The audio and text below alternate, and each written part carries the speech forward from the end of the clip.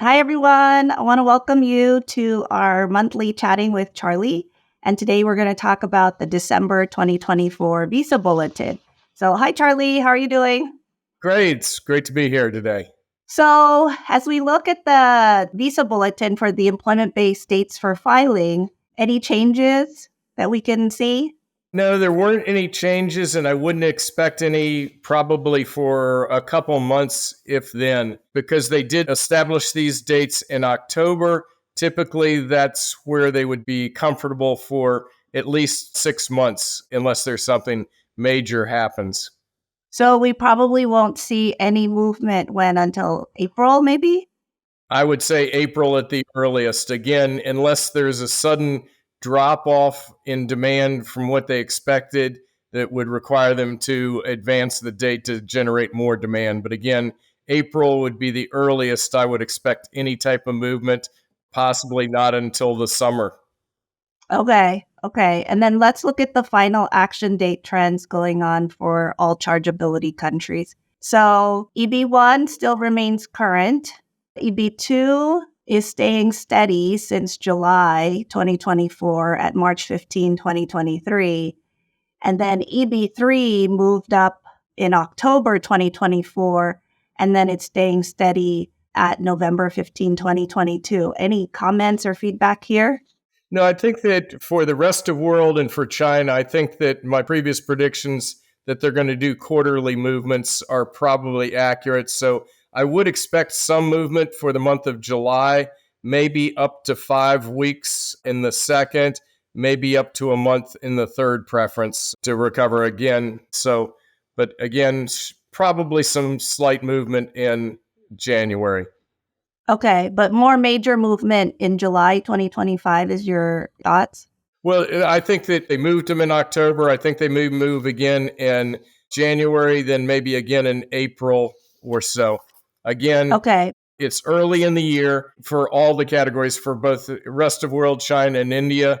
They can afford to kind of hold back on the movement of the dates, and doing so makes it less likely that they would have to do any retrogressions later in the year by having moved the dates too quickly early. We saw that for the past several years, they've moved the dates early in the fiscal year only to have to make major retrogressions toward the end. Okay. And then if we look at the final action dates in China, again, movement in October, and then it's been staying steady since October at November 8, 2022. Movement in October again for EB2, but staying steady at March 22nd, 2020. EB3 went back to April 1, 2020, and it's staying the same. So any comments on China? No, again, I think that all three of these states have a good chance of advancing some for the month of January. Okay. I have one comment with the China third preference. It's kind of interesting why the date is holding at April 1st of 2020, despite the fact that in 2024, the date had been September 1st of 2020 for 9 full months. So that's kind of strange that it's sitting there at April now, which is earlier. Is that because there was some type of unknown backlog in the third preference that they didn't know about when they established the date 9 months earlier? Again, it's a little bit interesting. Well, it looks like for the past 3 months, they're holding it steady there. So they haven't cleared that backlog if that backlog is actually there, right? Yeah, but I mean, like, if you look back, they established that September 1st back in January of 2024 and kept it there until the retrogression. So, that must have been a very major backlog that they had if they held it for so long, or the data they had at the time was inaccurate. Yeah. Yeah. Well, time will only tell. So we'll see what happens in January. Yeah. But if we move to India, this is where we saw some movement. So EB1, no movement since July. So at February 1, 2022. Then we look at EB2 and it moved up a couple weeks to August 1, 2012. And then EB3 also moved up about a week to November 8, 2012, which was aligned with what your predictions were, right? Yes, they are. I think that it's likely that the India employment first preference will continue to hold for a period of time. As with both the rest of the world and China, I would expect some movement in the India second and third preference. And I think that this is a very good sign that we saw some movement for the month of December. Okay. And then if we do your predictions, can you just tell us what your predictions are for the January visa bulletin or up until April 2025? I think these predictions, again, these are an average monthly. So the date may not move for 2 months and then it would have a bigger jump to recover. These pretty much align with what we've seen happening so far this fiscal year. So I feel fairly confident that these will continue. For example, in the rest of the world, second preference, where I said up to 2 weeks.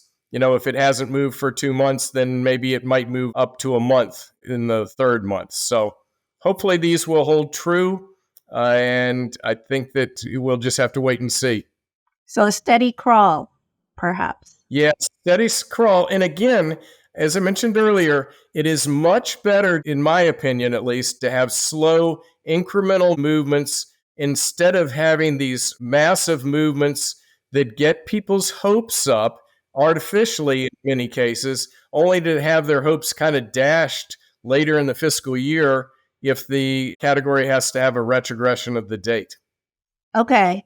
And then let's look at the family base, because that's going to impact whether there's any extra numbers for employment base. So what are we seeing in the family base? There has not been any movement in the dates for the month of December. And one thing I would note for the family first preference, the family 2B, and the family fourth, these dates have not moved for 6 months. This is somewhat surprising to me because I would have expected that the backlog of demand in the family categories, which was started during the COVID time, I would think that backlog should have been addressed long ago. So again, it is very surprising to me that these things are still holding for so long. So that's across all countries, right? China, India, Mexico, Philippines, not just all chargeability. Right. When I mentioned the 6 month holding, that is strictly addressing the first preference. But again, China follows the rest of the world dates for the family categories. India does, except for the India fourth preference, which lags behind. Mexico and Philippines are always dramatically earlier because the excessive Mexico and Philippines demand, which is in each of the preference categories.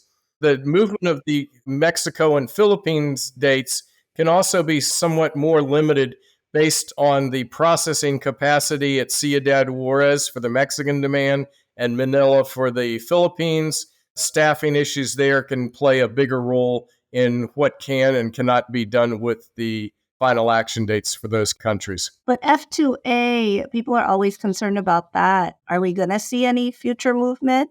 I think we should see some movement in that date in the coming months. Again, luckily, it did advance for the month of October and November. It held for December, so they may just be putting the brakes on the F2A categories for temporarily while they see the impact of their movement for October and November, just to make sure what they estimated and expected to occur with those movements is what's happening.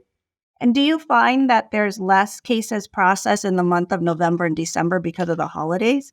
Or it's just doesn't really matter?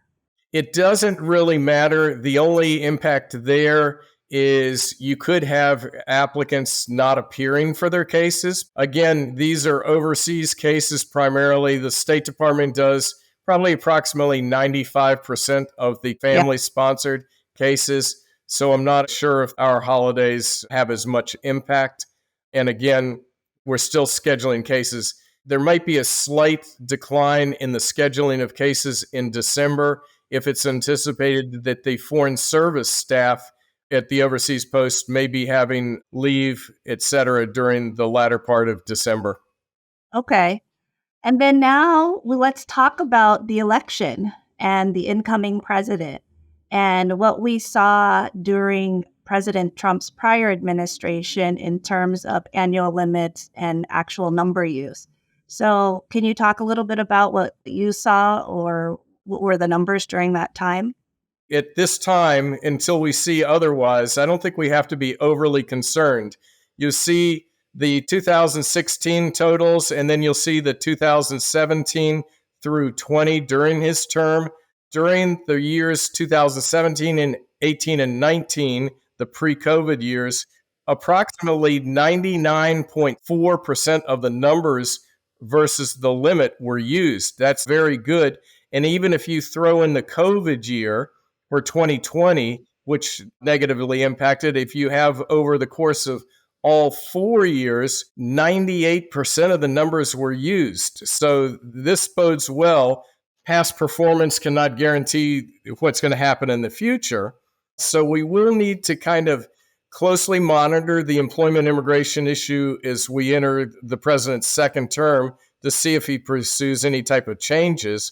But the good thing is, typically, both the Republican and Democratic parties see the very good benefits of the employment-based visa categories.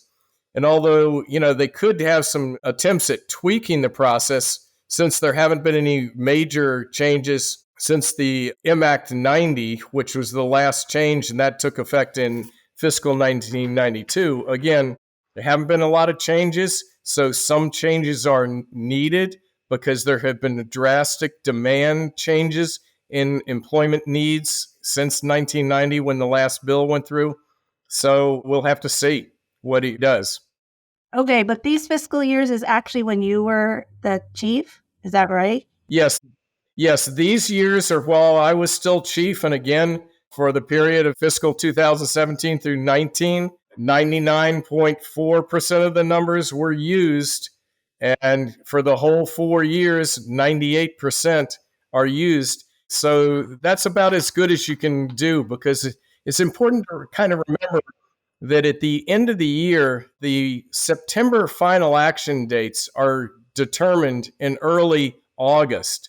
And when they're doing so, they're having to estimate how many numbers are actually going to have been used during the month of August and how many numbers will be used during the month of September. So you're having to estimate how many numbers are going to be used in a 2-month period when you're making those dates. And to come within, 0.6% of the 3-year and 2% of the 4 years, that's very good. It's kind of like if you were to, at the beginning of August, you had to estimate exactly how much money you were going to spend in the next 2 months and be within 0.6%, you'd be pretty confident with your abilities. And this fiscal year, the annual limit has pretty much returned to what it was during this time period, correct? Yeah, it's close. This year, the annual limit is approximately 150,000 is what I'm estimating at this point. It's slightly higher. We will have to see. The State Department hopefully will be posting some type of statistical data. Hopefully, their table 5 of the annual report for fiscal 2024 in the coming months. And that will allow us to actually see how many numbers were used in 2024. And that will let us pretty much make an accurate determination of the real limit. Okay. And like we said before, everything is statutory from MAct 90, so nothing's going to change in terms of the allotment and how they allot it to the various countries. So, as we said before, right, Charlie, the only way to make change is to lobby, right, and try and make change through Congress. Yes, because the Immigration and Nationality has strict guideline requirements, tells you what you can do, how the annual limits are determined, etc. So they're pretty much, quote, set in stone. So lobbying efforts would be required to make changes to help increase the availability of numbers. And again, as I said, the Immigration Act of 1990 was the last time Congress really addressed this issue in a significant way. It's been a long time, and the needs for employment-based applicants have changed dramatically since that time. And over the course of that time, both parties have seen the benefits of the employment-based applicants in propelling the U.S. economy forward. Yeah. So we'll have to just wait and see if there are more changes to come. But any parting words, Charlie, as we finish off our chat about the December 2024 Visa Bulletin? I think things are moving steadily along based on our predictions. And so I don't think we've seen any changes at this point, which would cause any type of alarm.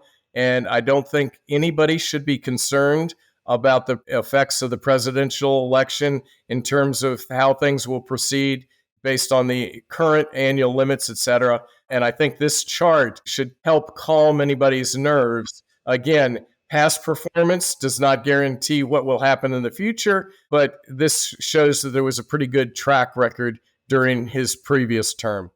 Okay. Well, thanks for joining us today, and we'll see you next month when we go through the January 2025 Visa Bulletin.